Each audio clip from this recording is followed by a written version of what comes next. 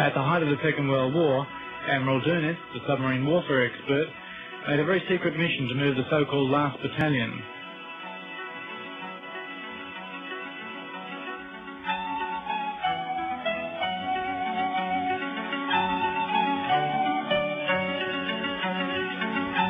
This is a list of nearly 100 U-boats which remain unaccounted for. From the serial numbers in the left-hand column, we can see that this is not a random list, but a complete series of U-boats which have disappeared.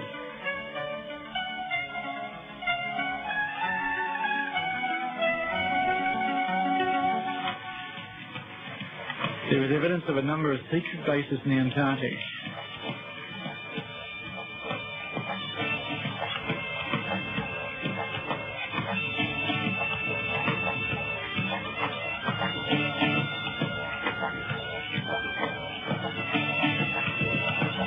This is a statue of Marduk, more of him later.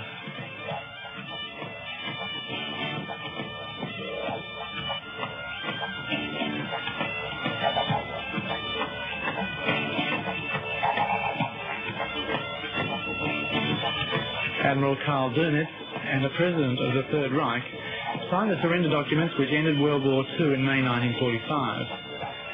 But they never surrendered the Third Reich itself. So officially Germany never surrendered. And this raises the possibility that there may still be German forces in the Antarctic.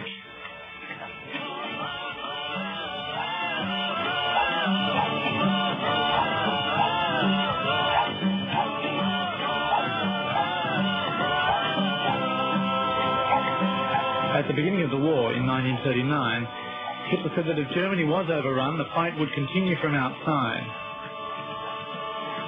Perhaps we need not place any special significance to this remark.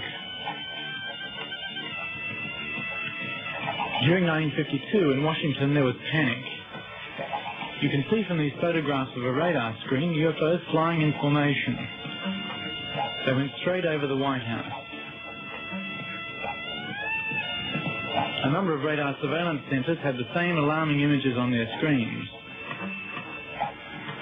This was July 1952.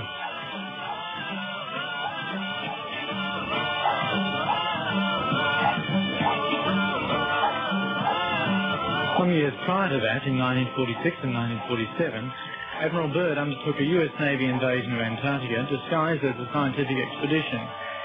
It had the code name High Jump.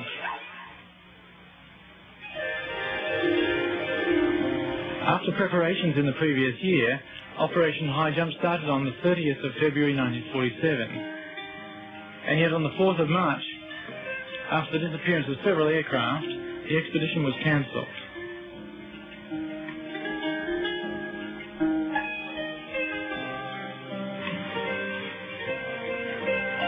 Although the details have never been published, Admiral Byrd said that objects were able to fly from one pole to the other, and it was necessary to defend ourselves against flying machines from the Antarctic.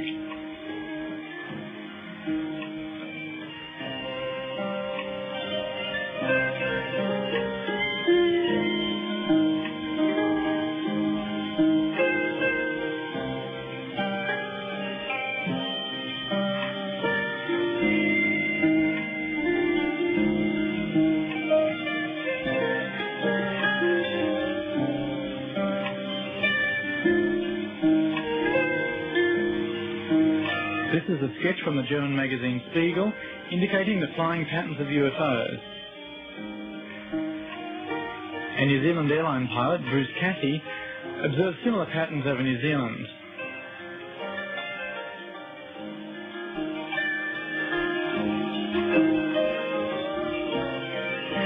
In 1958, the Americans sent a major expedition to the Antarctic, during which on the 27th of August, the 30th of August and the 9th of September, there is evidence that nuclear missiles were fired at Neusbadenland, the German territory. This could be linked to the holes in the ozone layer in the Antarctic today.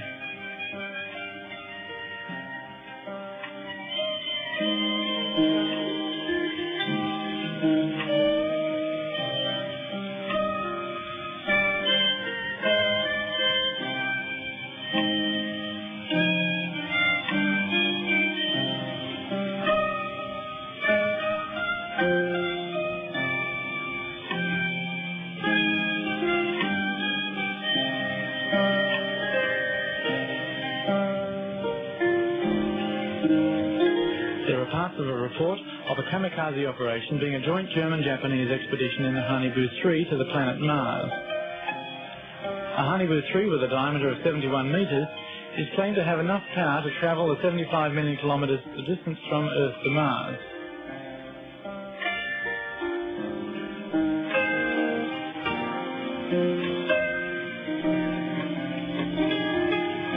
There is a 1945 report that the SS Department D4 decided to make this journey. This would have been a one-way trip, unless they received help along the way or at the other end of the journey.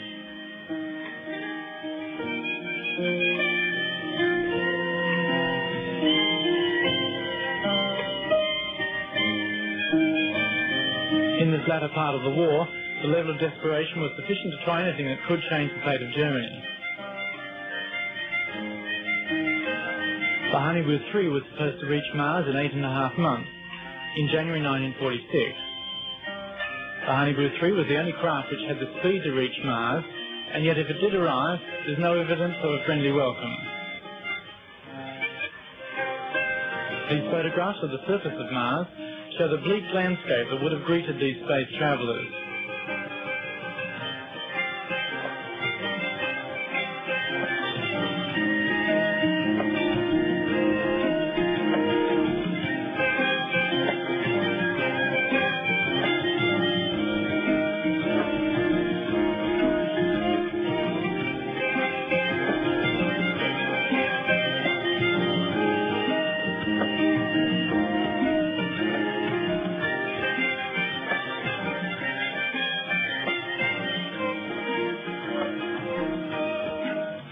Many researchers, seeing this huge carved face on Mars, wonder if it might have been carved long ago as a deliberately grim reminder left by a civilization destroying itself with war and greed, or nuclear holocaust, perhaps millions of years ago.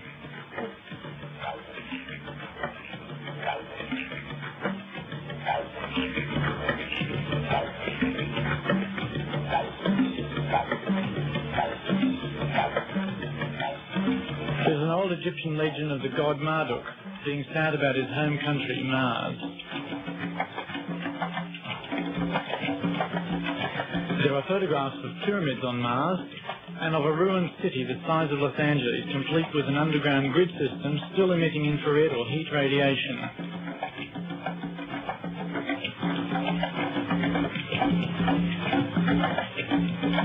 We can only speculate on these things, but it is remarkable that with satellites able to read a newspaper on Earth from various vantage points orbiting around the planet, and with almost every astronaut coming back with stories of seeing flying saucers in space or being greeted by 100 spacecraft on what is supposed to be the first landing on the Moon, that no believable explanation has been offered regarding the vast number of sightings by people of all ages and professions.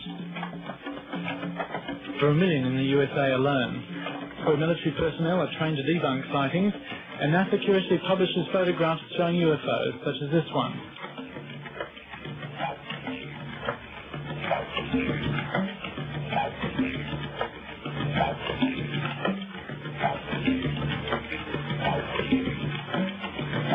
Whilst it makes little sense for armament manufacturers to create hundreds of thousands of nuclear bombs, enough to extinguish all life on this planet many, many times, there is likely to be more to this puzzle. And it may be one of the many vitally important realities which are kept secret by the power